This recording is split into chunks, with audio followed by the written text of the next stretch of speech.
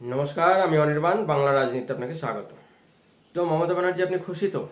লোকসভা নির্বাচনের চতুর্থ দফায় যেভাবে ভোট হচ্ছে, যেভাবে ভোট সন্ত্রাস হচ্ছে, যেভাবে ভোট লুট হচ্ছে, যেভাবে বিরোধীদের মাথা ফাটানো হচ্ছে, যেভাবে বিরোধীদের ভোট দিতে যাওয়া থেকে বিরত রাখা হচ্ছে, যেভাবে বিরোধীদের ভয় দেখানো হচ্ছে গ্রামে গ্রামে গিয়ে, যেভাবে আপনার গুন্ডা বাহিনী সুন্দরভাবে কাজ করছে, যেভাবে আপনার লুঙ্গি বাহিনী সুন্দরভাবে কাজ করছে, সমস্ত টিভির ক্যামেরায় ফুটে উঠেছে, সমস্ত টিভির পর্দায় ফুটে উঠেছে।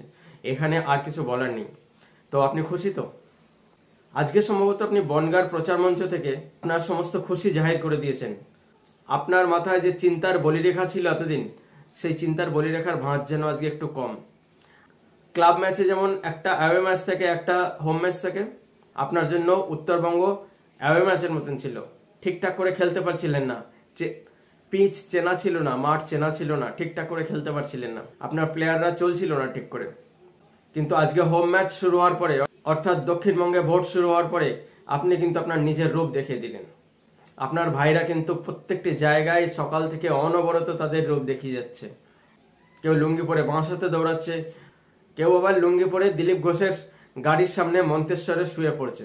দিলীপ ঘোষকে এগোতে দেওয়া যাবে না, দিলীপ ঘোষকে এগোতে দিলে বিপদ যে। আজকে আপনার আওয়াজে যে খুশির ঝলক পেয়েছি, কিন্তু আজকে আপনার আওয়াজে যেটা পাইনি, আপনার আওয়াজে কিন্তু আজকে দেদার ছাপ্পার কথা আসেনি, বুট লুটের কথা আসেনি, মানুষকে ভয় দেখানোর কথা আসেনি। আপনার জন্য এটাই শান্তিপূর্ণ ভোট, আপনার জন্য এটাই হোম ম্যাচ। দক্ষিণবঙ্গে এত ভোট লোড করেও আপনি কোন জায়গায় পৌঁছাতে পারেন, এই 8টি আসনে কোন জায়গাতে কটি আপনি পান, সেটি এখন দেখার বিষয়। অর্থাৎ জনগণ কিভাবে, কতটা আপনার উপর ক্ষিপ্ত হয়ে আছে, এর মাধ্যমে বোঝা যাবে। এত ভোট লোড করার পরেও যদি আপনি হেরে যান বা মার্জিনাল ভাবে জিতে আসেন, তাহলেই আমরা বুঝতে পারবো বাংলার রায় তো আপনার সঙ্গে নেই। আপনি তো বুঝে গেছেন বাংলার জনগণ আপনার সঙ্গে নেই। না হলে এইভাবে ভোট লোড করতে পারতেন না, না হলে সাধারণ মানুষকে ভোট জিতে দিতেন, না হলে তাদের গণতান্ত্রিক অধিকার প্রয়োগে এইভাবে বাধা দান করতেন না।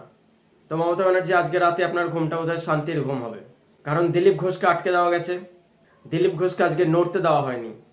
কালনায় তার গাড়িতে আক্রমণ করে তার গাড়ির কাঁচ পর্যন্ত ভেঙে দেওয়া হয়েছে। মন্তেশ্বরে তার গাড়ির সামনে শুয়ে পড়েছেন আপনার লুঙ্গি বাহিনী।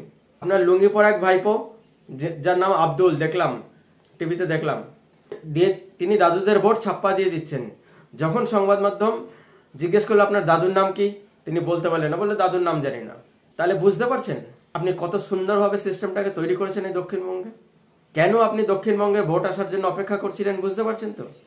কেন সন্দেশখালীতে বা বিভিন্ন জায়গায় জায়গায় বোমা পাওয়া গেছে, তা আমরা এখন বুঝতে পারছি। আপনার অর্থাৎ তৃণমূলের গুন্ডা বাহিনী পাড়ায় পাড়ায় চটলা করে গিয়ে সাধারণ মহিলাদের, সাধারণ জনগণকে ভয় দেখিয়ে যাচ্ছে, তারা যেন ভোট না দিতে যেতে পারে।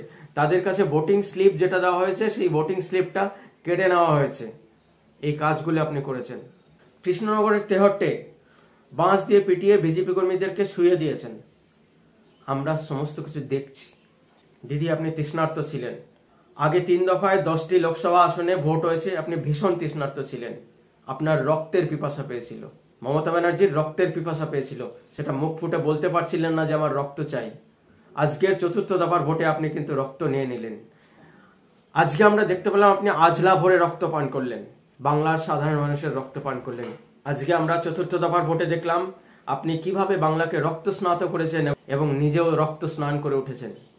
কারণ বাংলার এই রক্ত না বইলে আপনার এই ভোট যাত্রা শেষ হবে না, আপনার বৈতরণী পার হবে না।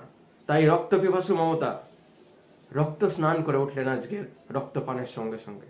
বাহুবল দিয়ে একটা নির্দিষ্ট সময় পর্যন্ত চলে, তারপরে কি করবেন? তারপরে ভারতের সংবিধান আপনাকে ছেড়ে দেবে তো? বাংলার জনগণ সবকিছু দেখছে। বাংলার জনগণ সময় আসলেই আপনার কাছ থেকে আপনার বদলাটুকু নিয়ে নেবে। এই বাংলা যে শান্ত হবে না, তা আপনি আবার প্রমাণ করে দিলেন। কারণ আজকে যাদের মেরেছেন, আজকে যারা মার খেয়েছে, কালকে যে তারা মারবে না, তার গ্যারান্টি আপনিও দিতে পারেন না। তো বাংলায় এই অশান্তির বাতাবরণ লাগাতার চলতে থাকবে। বন্ধুগণ, আমার এই ভিডিওটি এবং বিশ্লেষণটি কেমন লাগলো কমেন্টের মাধ্যমে অবশ্যই জানাবেন। আর উৎসাহবর্ধনের জন্য লাইক করুন, শেয়ার করুন, সাবস্ক্রাইব করুন, সঙ্গে রাখুন, দেখতে থাকুন বাংলার রাজনীতি। ধন্যবাদ।